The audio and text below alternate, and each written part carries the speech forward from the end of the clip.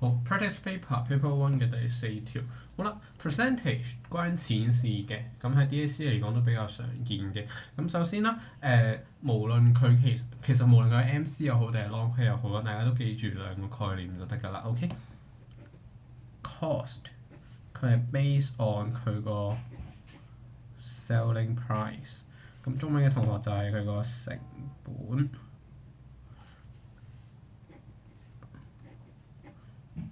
係 based on 佢個售價去作出一個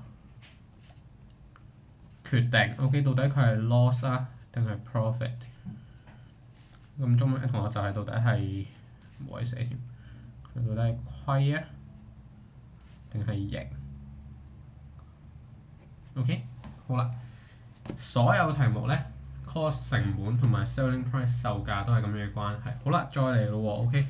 咁冇位寫落邊，寫下邊啦 ，OK。所有嘅題目標價去到售價，佢哋之間嘅關係，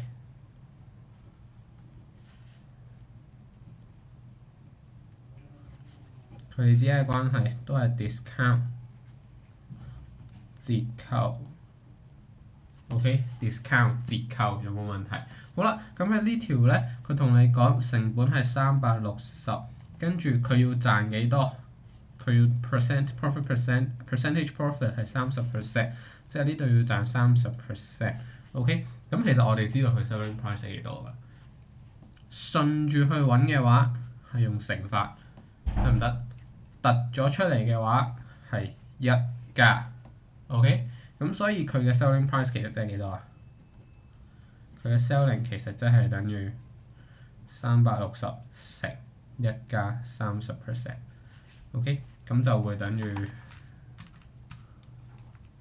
360乘1.3， 468，得唔得？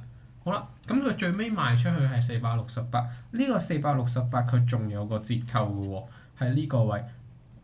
468 selling price 售價呢個位，佢仲有個折扣翻上去。我哋而家要揾嘅係標價。調翻轉頭揾逆箭嘴嘅，我哋會用除法。逆箭嘴嘅我哋會用除法。OK，selling price 468，再除翻佢俾咗幾多折啊？8折。OK， 用英文嘅同學就係discount of 20%， 得唔得？咁就少咗20% 俾啦，即係打咗個8折俾佢。好啦，咁於是乎咧，我而家知道468再除翻1減20%，或者中文嘅同學可以直接寫0.8都冇問題嘅，咁就會直接等於468除咁幾啊？585。OK， 好啦，一條式過嘅話咧，你係可以 mark price 等於360。用翻呢個概念乘翻開括弧1加30%，再 over 翻1減20%，可以咁樣揾嘅，得唔得？因為佢 based on 同一個未知數嘅。如果唔得嘅話，你可以 let 中文同學就切啦 ，OK， 切 x， 切 let x be mark 啦 ，mark price 啦。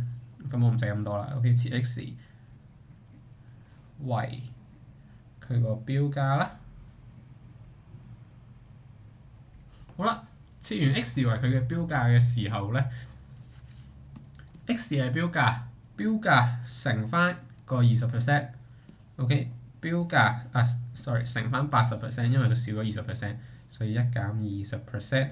咁呢個標價乘完之後，係咪等於佢嘅售價？好啦，就會等於成本賺30%，亦都等於佢嘅售價，有冇問題？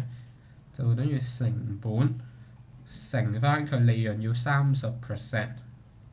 OK， 咁其實咧，你會發現咧 ，x 最尾都係等於360乘翻1加30%，再除翻1減20%。其實同我上面呢條式係一樣嘅，咁所以你如果係要一步過一條式過係冇問題嘅。OK， 咁最尾答案 x 都會等於585。咁自己寫翻好啲 presentation， 咁所以就 required price is 580。咁樣嘅 presentation 係有分嘅，OK，咁樣嘅 presentation 係足夠，唔需要話真係走去抄題目 The mark price of the chair is 乜嘅，咁樣會慳翻好多時間。